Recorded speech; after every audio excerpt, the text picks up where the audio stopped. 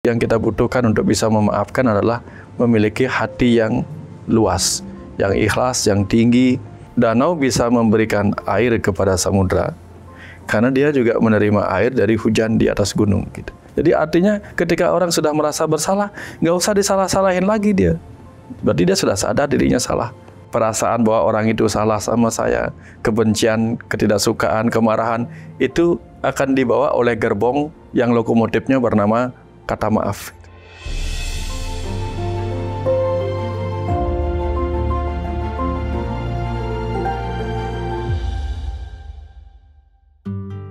Kembali lagi di Dialog Positif Plus, masih bersama Bapak Wayan Mustika. Ya. Pak Wayan, terima kasih sekali lagi dan tidak pernah bosan. Pak Wayan terus hadir untuk menemani kita bertumbuh, belajar bersama. Dan kita masih bicara tentang kesehatan holistik. Dan ini Pak Wayan kata-kata yang paling simpel diucapkan, tapi memang susah dikerjain. Itu disebut memaafkan, Pak Wayan. Ya. Jadi Pak Wayan, kalau saya pinjam dari tradisi Islam, di Al-Quran itu ada kata-kata takwa, Pak Wayan. Ternyata kalau takwa itu diperas, itu ada 3 poin besar. Jadi mau semua ibadah ritual apapun, target akhirnya adalah takwa. Nah, nomor 1 takwa itu adalah belajar melepaskan atau nggak pelit lah bahasanya. Jadi melepaskan. Yang kedua, pandai menahan amarah. Nah, puncak ketakwaan itu adalah memaafkan, Pak Wayan. Ini disebut puncak dari semua puncak adalah memaafkan. Nah, artinya memaafkan ini pasti punya peran yang sangat besar dalam kehidupan gitu. Ya. Nah, mungkin saya pengen memulai bahwa dalam perspektif Pak Wayan, peran memaafkan dalam kehidupan itu seperti apa sih? Saya main-main kemana-mana dulu, Kang ya. Ya. Ya. Danau itu sekalipun kecil lingkupnya, tetap dianggap lebih tinggi karena dia bisa memberi kepada lautan melalui sungai-sungai. Okay. Sekecil apapun dia. Maka sering dikatakan air mengalir dari danau menuju samudra yang luas gitu. Artinya samudra tempatnya lebih tinggi karena dia memberi air kepada lautan. Jadi sesuatu yang tempatnya tinggi pasti bisa memberi kepada yang di bawah. Gitu. Oke. Memaafkan dalam bahasa Inggris kan forgive. Forgive, untuk memberi. Oke. Maka ketika forgive itu dia maknai sederhana sebagai untuk memberi, maka dia pasti berada di tempat yang lebih tinggi. Jadi hanya orang yang kedudukan batinnya lebih tinggi, keikhlasan batinnya, keikhlasan jiwanya lebih tinggi, baru akan bisa forgive, memberi maaf atau memaafkan gitu.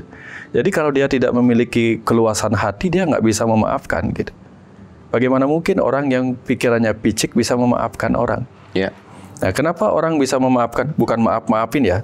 Udah deh aku maafin kamu, padahal sebenarnya dia belum ikhlas gitu. Itu basa-basi ya. Itu basa-basi gitu. Karena ketika orang sudah memaafkan, dia tahu bahwa oh, ada permakluman yang begitu besar ketika orang benar-benar memaafkan. Dia memaafkan, nggak apa-apa, ya, it's okay gitu. Dia memaafkan. Karena kenapa? Yang meminta maafkan aku ya. Berarti yang minta maaf pun merasa dirinya salah. Terus yang memaafkan juga tidak menganggap itu salah sekali, karena dia sudah maklum. Ya nggak apa-apa, it's okay. Maka ya aku maafkan, gitu. I forgive you. Gitu. Jadi artinya dalam hal itu yang kita butuhkan untuk bisa memaafkan adalah memiliki hati yang luas, yang ikhlas, yang tinggi. Bukan tinggi hati ya, gitu. Tinggi dalam hal kesadaran, tinggi dalam hal permakluman, tinggi dalam hal pengetahuan bahwa setiap orang itu punya kekeliruan. Ya, bagaimana mungkin kita yang seringkali mohon ampun kepada Tuhan, tapi nggak bisa memberikan maaf kepada orang lain gitu.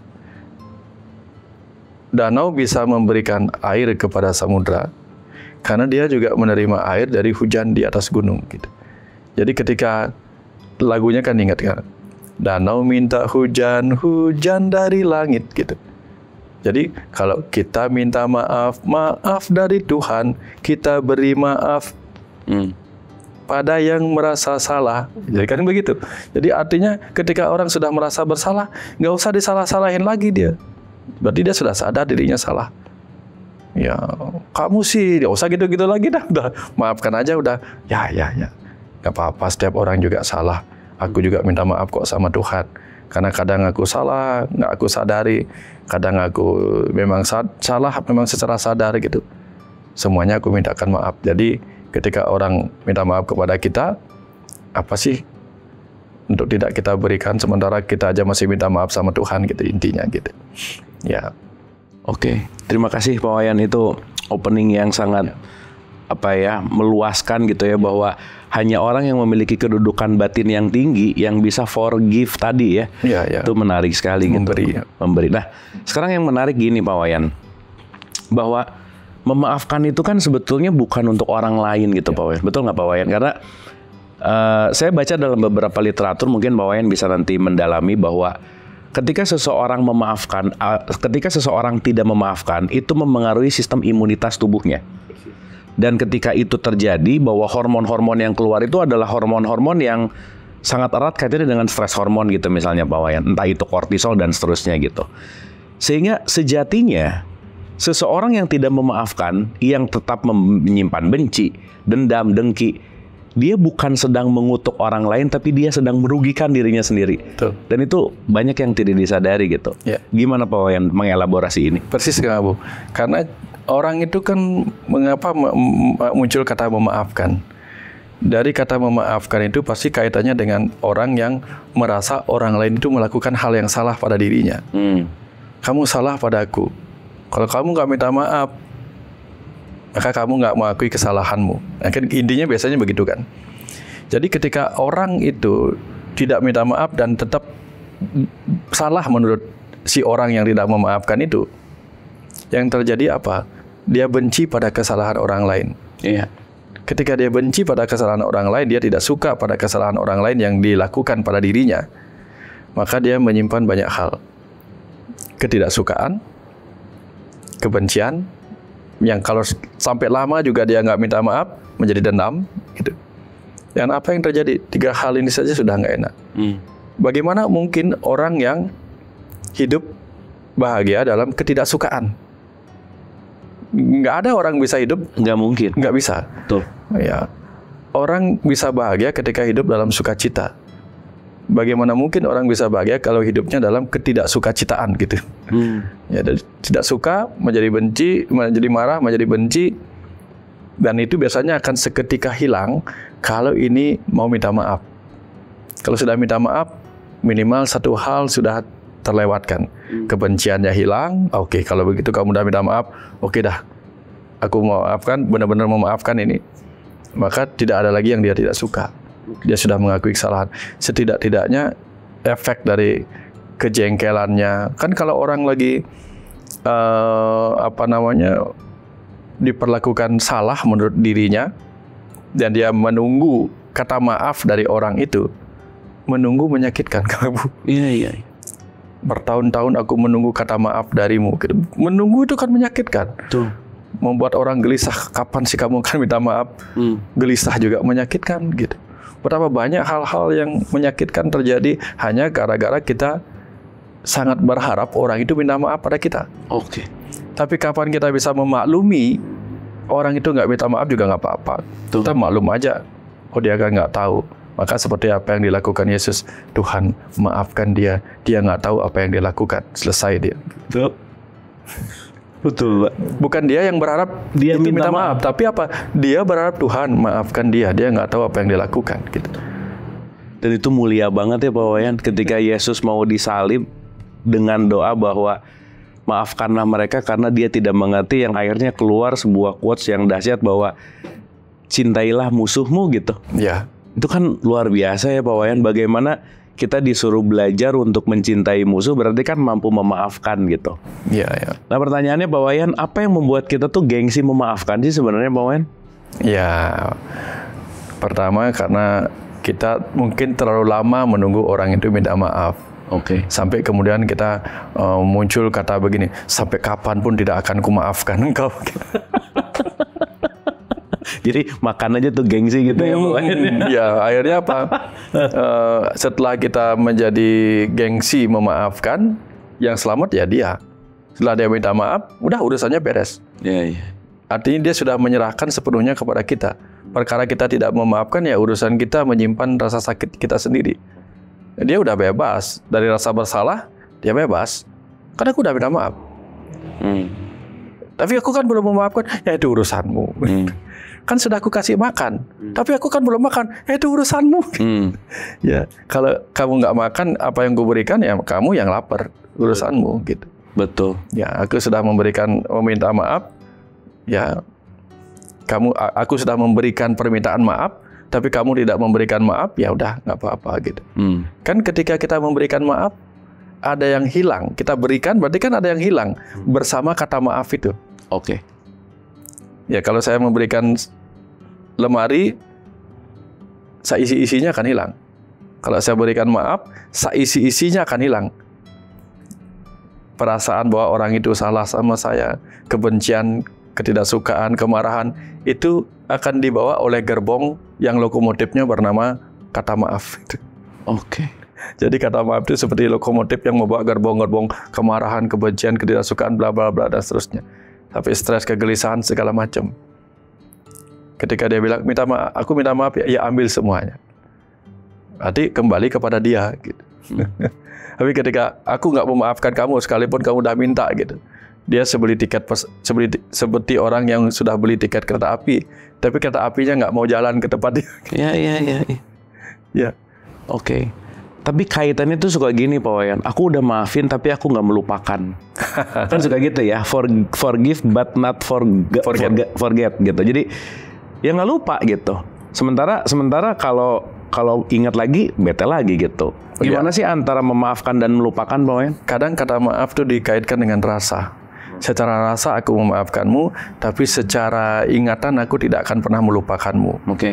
Oke sih, tidak mengganggu di perasaan kita. Tapi ketika dia ada di dalam ingatan, dia menjadi trauma. Begitu dia melakukan kesalahan lagi, sudah 2 kali loh kamu melakukan kesalahan. Ingat lagi. Jadi yang tadinya dulu ketika kamu melakukan kesalahan pertama, aku mengalami rasa sakit nilainya 10. Oke, aku maafkan sehingga kita berikan kata 10 tuh. Nilai 10 perasaan sakit kita level 10 tadi, tapi kita masih mengingat. Begitu dia nyakitin kita lagi, tiba-tiba bukan kata 10 itu yang rasa sakit level 10 yang muncul, levelnya 2 kali. Karena kita nggak mau melupakan. Dulu kamu pernah begini, sekarang lagi begini. Nah, itu yang sering terjadi Kang Abu. Maka yang paling bagus itu forgive and forget. Ya. Itu baru paling aman gitu. Makanya kan ada satu quotes gini Pak Wayan, orang yang cepat lupa itu cenderung bahagia Pak Wayan. Oh ya. Karena dia nggak terkontaminasi lagi oleh sesuatu di masa lalunya. Iya betul. Ya, di dalam dunia medis itu ada begini Kang Abu. Ada penyakit semacam tipes itu. Jadi dia sembuh, tapi di dalamnya masih ada kumannya gitu. Kapan kondisi turun, ngedrop, kumat lagi dia. Karena dia nggak benar-benar sembuh gitu. Itu seperti memaafkan tapi nggak benar-benar memaafkan, nggak melupakan gitu. Jadi penyakitnya hilang, rasa sakitnya hilang, tapi kapan terpicu lagi, muncul lagi, tambah parah lagi gitu. Itu bahaya gitu. Makanya seperti orang demam berdarah. Pertama diinjeksi atau digigit sama nyamuk tipe A gitu, virus dengue tipe A. Nanti digigit lagi dengan virus dengue tipe B, jadi demam berdarah gitu. Nah, ini berbahaya. Sama dengan awalnya kena cacar air, kena lagi berikutnya bisa menjadi herpes gitu. Nah, ini berbahaya ketika kita masih menyimpan sedikit bara api gitu. Ya. Terakhir Pak Wayan, tips Pak Wayan. Gimana cara jadi orang untuk ringan minta maaf dan tidak berat memaafkan? Sadar bahwa setiap orang itu berpeluang salah. Kalau kita sadar diri kita pernah salah, maka kita maklum orang lain punya salah. Maka kita bisa memaafkan bahkan sebelum dia minta maaf. Kenapa? Kita sudah tahu. Kita hanya menunggu kapan dia minta maaf, tapi kita sudah memaafkan. Nah, jadi saya sering begitu Kak Bu. Saya sudah memaafkan orang yang menyakiti saya gitu. Bahkan tidak berharap dia minta maaf. Yang saya berharap dia tuh ngomong biasa aja sama saya, seakan-akan itu nggak terjadi apa-apa. jauh lebih baik bagi saya daripada dia harus susah payah minta maaf sama saya dan saya juga harus mengatakan ya nggak apa-apa gitu. Karena ketika dia minta maaf sama saya, berarti pada saat saya memberi maaf itu saya juga melihat dia salah. Sementara saya nggak melihat dia salah gitu. Jadi sebenarnya nggak penting minta maaf sama saya. Yang saya pentingkan dia menjadi baik-baik saja sama saya tanpa merasa itu dulu salah gitu aja. Nah, tugas kita adalah sadar bahwa semuanya hanya tahapan-tahapan saja gitu. Oke, Pak Wayan, ya senantiasa kita jadi yang pandai memaafkan. Memaafkan itu. Terima kasih Pak Wayan. Matur sukses, terima kasih.